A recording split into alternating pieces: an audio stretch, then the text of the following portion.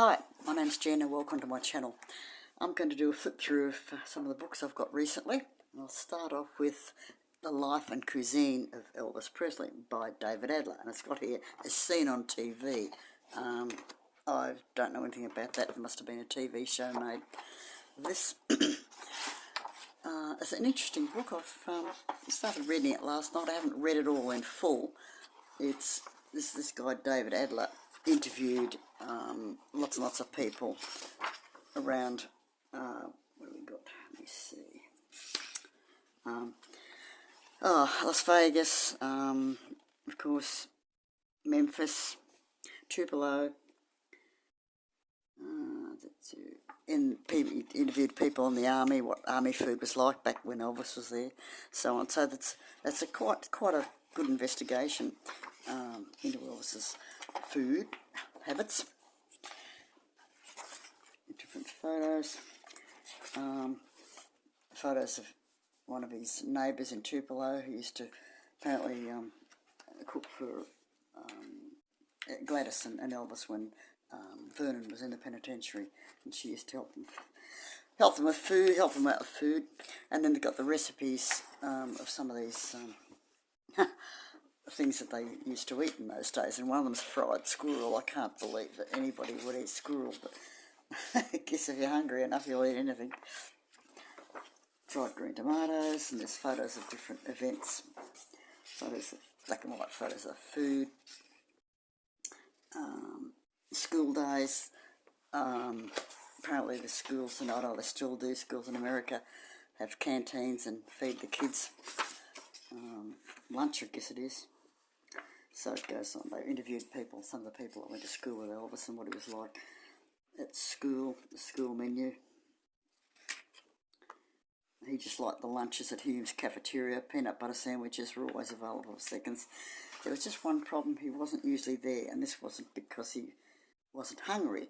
He couldn't afford lunch. Elvis's father later said there were times when I never had more than 25 cents to give Elvis for lunch money, but he never fussed about it. And Elvis was lucky if he even got that much. His solution was to get himself a job as an usher at Low State Theatre. There's a bit about that. He was lucky he was going to school in Memphis, where the schools were concerned with their students' state tastes and welfare, as the worksheets indicate. Even cafeteria officials at the archival Shelby County School District admit that Memphis Nutrition Services run a first-class operation. The goal in the 1950s was not just to make food that was as good as any other high schools. The cafeterias had more ambitious plans. Yeah, and so on. Grape nut flake cookies. I don't want to criticise the way the Americans eat, but back then, gee, there wasn't much. Didn't see any much in the way of fresh fruit and vegetables. I don't know whether it wasn't available. I guess in Australia we just take things for granted that we have such wonderful fresh fruit, veg, dairy products, all here. Anyway, won't go into that. Dose, it says 1950s roadside cuisine. Teenagers have always been around. Let me see. Informality and fun. Let's see. Drive-in hamburger stands. Fake was favoured over real. 1950s food. Yuck. Okay. Books. The back of the box provided many recipes of the area. An artificial snack made from a pre-packaged mix was considered more modern than an elaborate sit-down meal made from ingredients found in nature. Yeah. It's like I said, it's quite fascinating to read. The Memphis Theatre, what Elvis had, movie snack, what Elvis's valet always put on Elvis's tray at the theatre. Peanut butter cups, jujubes, peanut brittle, bit of honeys, and a big old thing of Pepsi. Yeah, okay. Palm Beach hamburger, Elvis's favourite hamburger.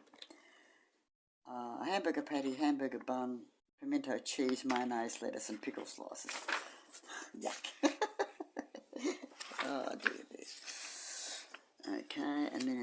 visit to the Army Cook School.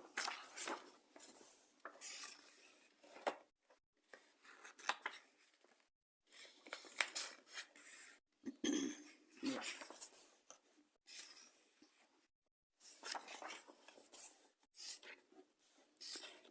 Elvis politely pouring tea.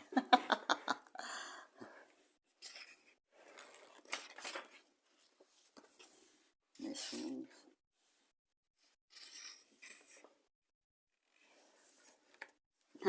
funny looking at these trash cans along here. Edible garbage, leafy vegetables peelings, potato peels, clear strained frying fats, meats, bacon, bones, grease trap, trash, tin cans. Don't know if they were doing recycling in the 50s. Maybe they were. Navy bean soup of the US Army. Okay, hominy grits now. Oh, grits is something I don't think we have in Australia. There's a lot of recipes with grits. Well, the only thing I do share with Elvis, I do like meatloaf. His meatloaf has stew meat, eggs, bread, crumbs, bacon, water, ketchup, salt, pepper, thyme and garlic. Yeah, sounds pretty much like mine.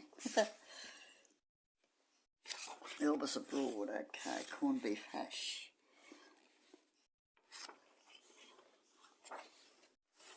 Fried potato sandwich.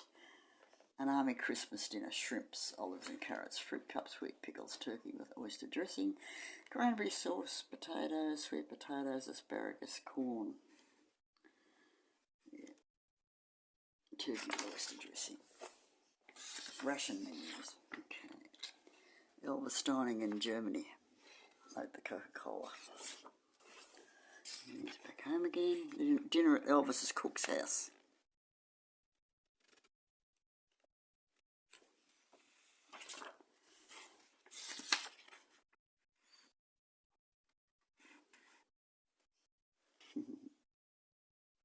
Yeah, so the people that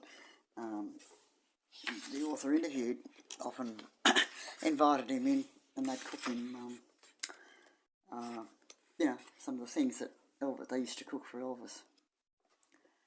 Let's see, what's this? Wonder enriched bread. Yeah, I couldn't overlook the mountain of mashed potatoes on the plate. Pauline had mashed them from scratch. I was afraid they were going to be what is politely called stick to your ribs food.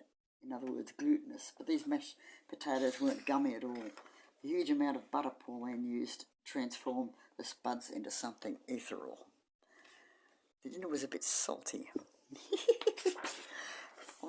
I should put this in my cookbook collection. It's quite interesting. What have I got? Elvis's shopping list. I don't know where that came from. Shopping list. Elvis demanded the same foods on the road as at home. Elvis didn't do the shopping himself. It was undertaken by Aunt Delta and then later by the cooks.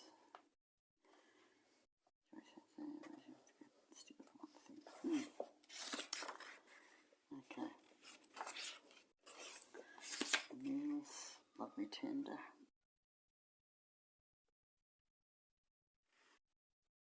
How to cook Elvis style. Elvis always used a towel for a napkin. Elvis drank from gold-plated glasses. If he used clear ones, they had to be huge, large enough to hold several cans of soda. The plate settings at Graceland were Noritake Buckingham pattern, manufactured in Japan. Elvis and Priscilla purchased them at Elvis's Goldsmith department store. Cutlery. Elvis enjoyed eating picnic style. He fastidiously used a knife and fork to eat his peanut butter and banana sandwiches. When you think the food is done, cook it some more. Elvis liked his food burnt. I've read that before. How to serve. At Graceland, service was always a serious affair. The food was never served French style, with a maid passing dishes from guest to guest. At dinner passes, at least, the food was served family style, with a guest passing the dishes themselves. Okay. Usually, however, the food was served Elvis style. Heaping plates prepared in the kitchen were brought to Elvis in his chair in front of the jungle room's waterfall. Use salt and plenty of it. Elvis loved salt. He always salted his food before he tasted it. The cook once tried to stop him as he picked up the salt shaker. Grabbing his hand, he warned, "Mr. Presley, wait, the pork chop's seasoned pretty high already." He tasted it just to make sure, then went ahead and salted it some more anyway. Oh, God, no wonder he had high blood pressure. Eggs Elvis style. Oatmeal. Oatmeal. Elvis wouldn't eat instant oatmeal. It always had to be made from... Oh, okay, instant oatmeal. Or it had to be made from scratch. Water, oats, butter, milk, sugar. Well, that's pretty good. That's how I have it. Buttermilk biscuits. Okay. Mashed potatoes for Elvis. Cornbread. Roast beef.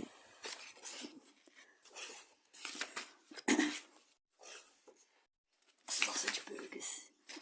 I've got to finish reading this book. It's quite amusing. Pineapple cake. Oh my God, look up, gee. 2 20-ounce cans of crushed pineapple, half a cup of sugar, 3 tablespoons of unsalted butter, 1 18.5-ounce white cake mix. Prepare the cake mix according to the package directions and cool after baking. Place the reserved pineapple, pineapple juice, the sugar and the butter in a saucepan. Mix in the crushed pineapple and spread on the cooled cake. Yuck. Sweet potato pie. Okay, yeah. That's a young photo of him. Very young photo of him. Elvis's snacks usually consist of packaged foods, chips and candy bars. Packaged snacks are the universal food of America. Yeah.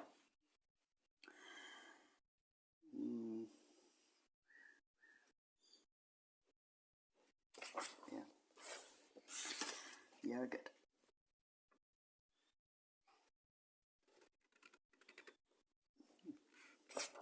Midnight snacks. Peanut butter and cheese sandwich. Okay, here.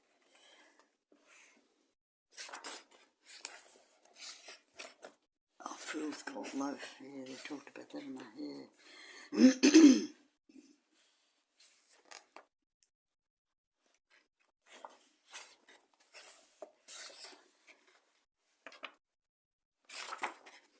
Room service menu. Oh, this is what he ate in Las Vegas.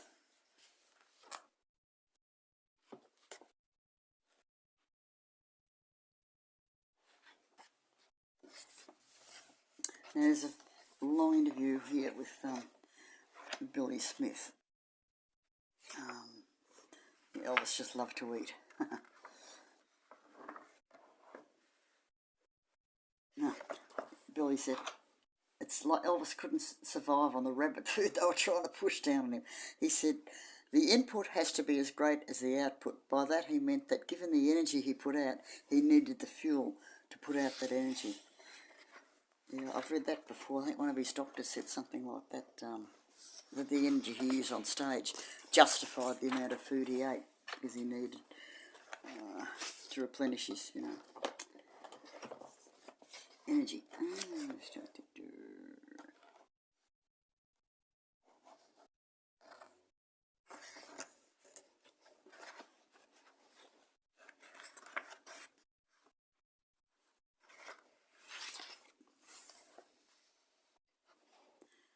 George Christie. That was in King Creole, wasn't it?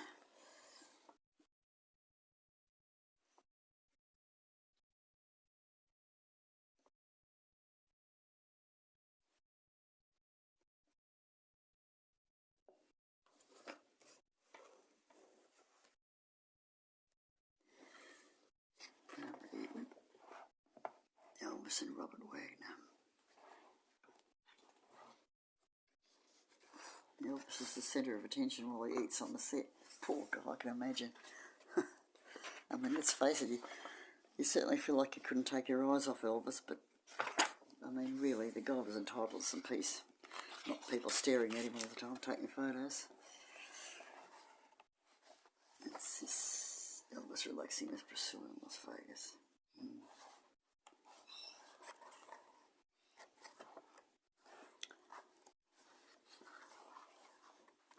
Oh yeah, the wedding.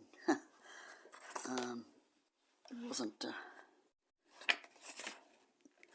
what Elvis wanted in the way of food.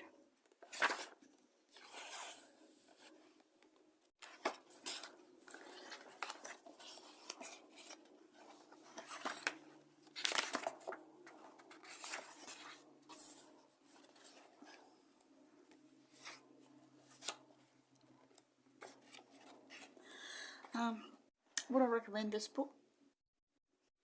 That's Marion Cock on her motorbike. Elvis's nurse. I'd say, well, yeah, it's a fun book to read. I'm glad I've got it. I think there are other books on various things that he's food. This is quite comprehensive. Like I said, this guy's taken a lot of trouble and gone around and interviewed a lot of people and tasted the food that Elvis had over the years.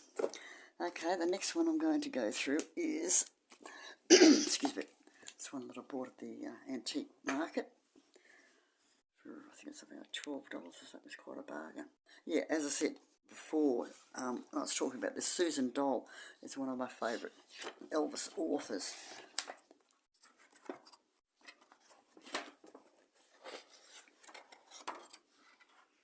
Let me see.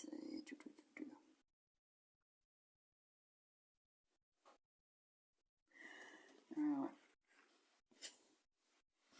I'm just reading this bit here. Elvis has acted in 31 films. Many were music comedies, others were dramas or westerns.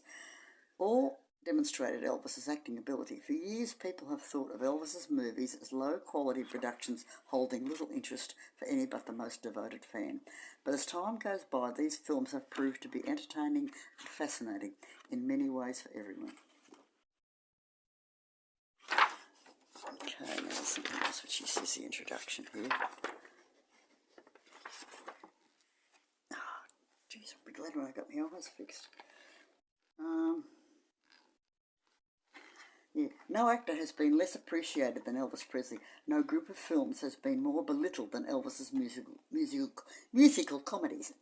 In countless Presley biographies and career overviews, and in most rock and roll histories and analysis, Elvis's films have been written off as mindless, unrealistic, formulaic and trite.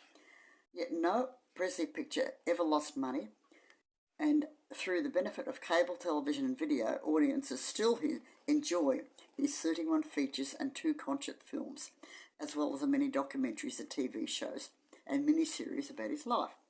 This contradiction points to the narrowness of the standard view concerning Elvis's Hollywood career, while simultaneously calling for a re-evaluation of his films by placing them in context.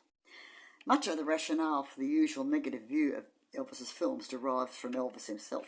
He became disillusioned with his film career when he was prevented from reaching his goal. He wanted to be a serious actor. Let's see, his first 4 films.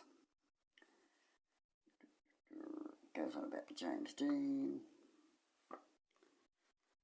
After the success of Blue Hawaii, Elvis's management team, personal manager Colonel Parker, agent Abe Lastfogel from the William Morris Agency, and film producer Hal Wallace, convinced Elvis that his fans preferred him in his lightweight musical vehicles.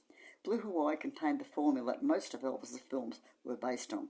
In a nutshell, the typical Presley picture was a romantic musical comedy set in an exotic locality.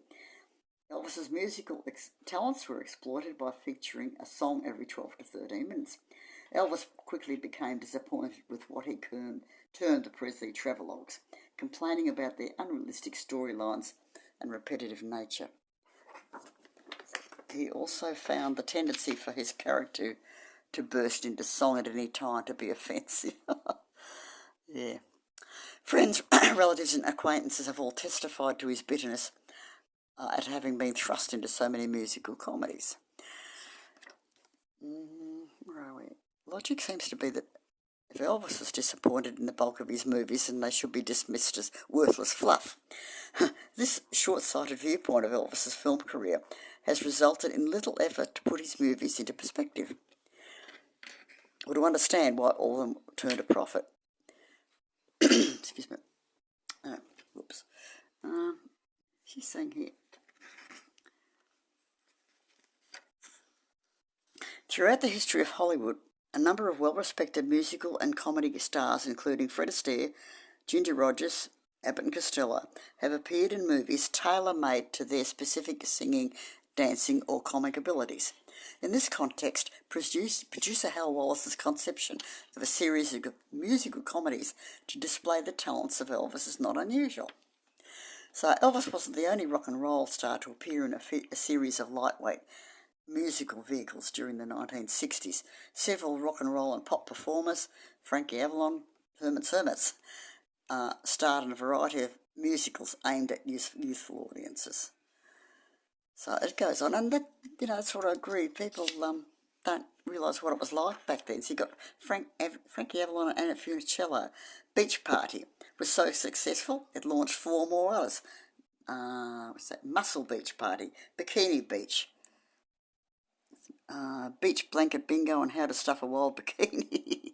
In each film, Funicello and it played Dee Dee, who spent most of the plot trying to keep Frankie, played by Avalon, in check. Each film was set in Malibu, California. The low-budget origins were often apparent. These films seemed to capture the pleasures of youthful pastimes and the spirit of the surfing music so popular in the early 1960s. So, there you have it.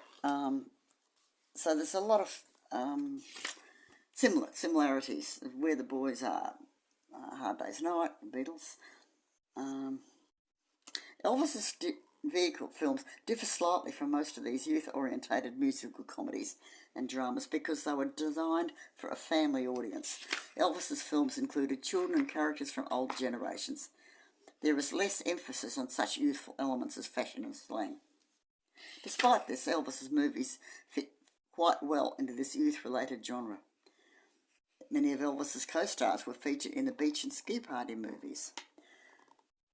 Some of the producers and directors responsible for the Beach Party movies also worked on Elvis's films. So there you go. Anyway, then she goes on and does a review of each film individually with photos, the storyline and behind the scenes. Talks about how the fans caught up with him sometimes, the other actors and actresses, what they said about Elvis, whether he dated some of the, the stars, and so on. Anyway, let me see, what have I done here? I just tilt my camera up a little bit more. Getting it in now. Gosh, it's hard. Filming books.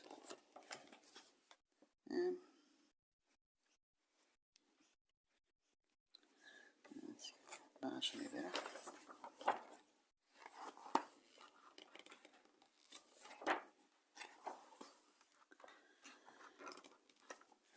A nice selection of photos from each movie.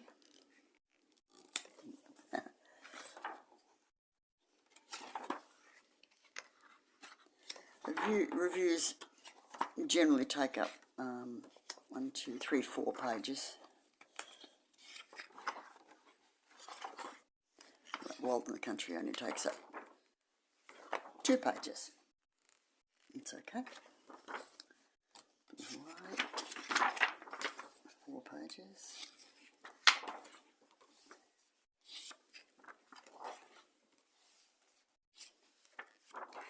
And I've got other books with reviews of Elvis's films and like this, but excuse me, in order with the storyline and so on. But no, I think I like this one the best out of all the ones I've got. Some of the other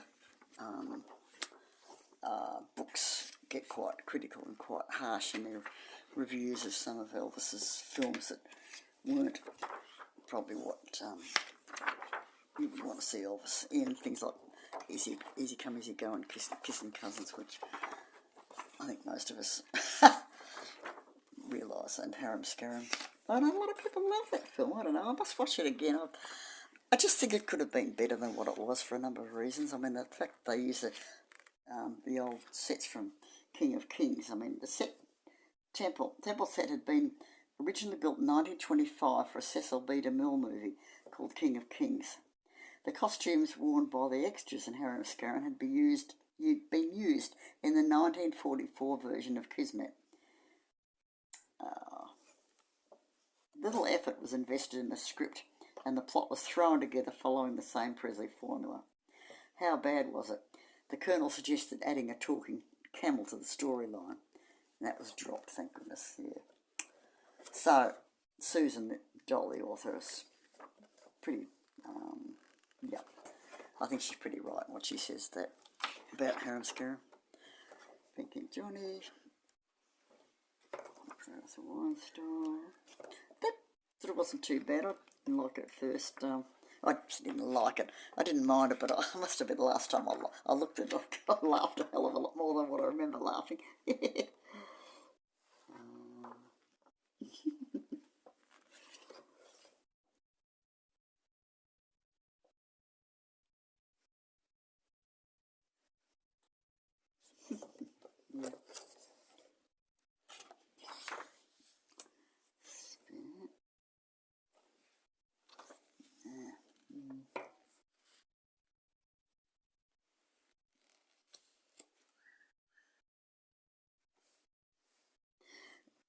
Elvis usually got along well with his directors. The exception was John Rich, who directed Elvis in Roustabout and Easy Come, Easy Go. He's a television director more than a film director. His film work tended to be glossy but uninspired. Elvis and Rich did not get along on the set of Roustabout, and their mutual feelings of animosity did not disappear by the cameras rolled in Easy Come, Easy Go. One afternoon, Elvis and Red West were trying to do a scene together but were hampered by a case of the giggles. Angered by what he felt was unprofessional behaviour, Rich threw all of Elvis's buddy bodyguards off the set. Elvis was furious. He put everything into perspective for Rich and the film's producers when he told them, "Now, just a minute, we're doing these movies because it's supposed to be fun, nothing more. Now, when they cease to become fun, we'll stop doing them." Woo! Yeah.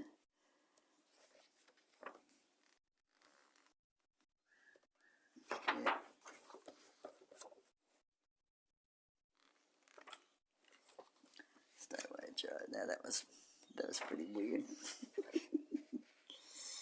Well, they did have some interesting co-stars for sure.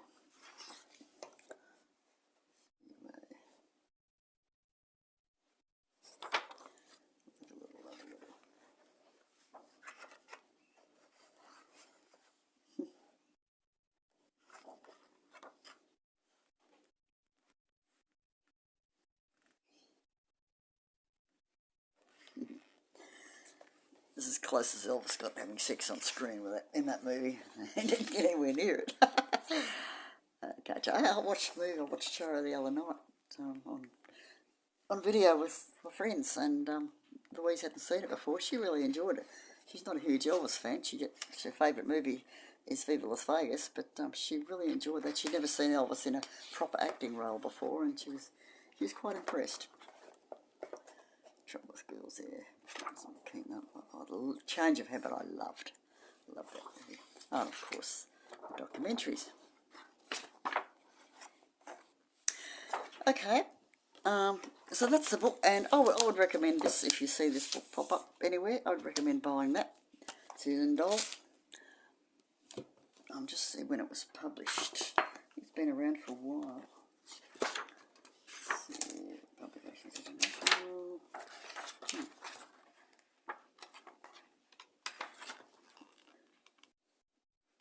1991. Okay, I've got a couple of others to do reviews, but this has taken 30 minutes for those two, so I'll stop it here and load it and then do some more. Thanks for watching. Bye.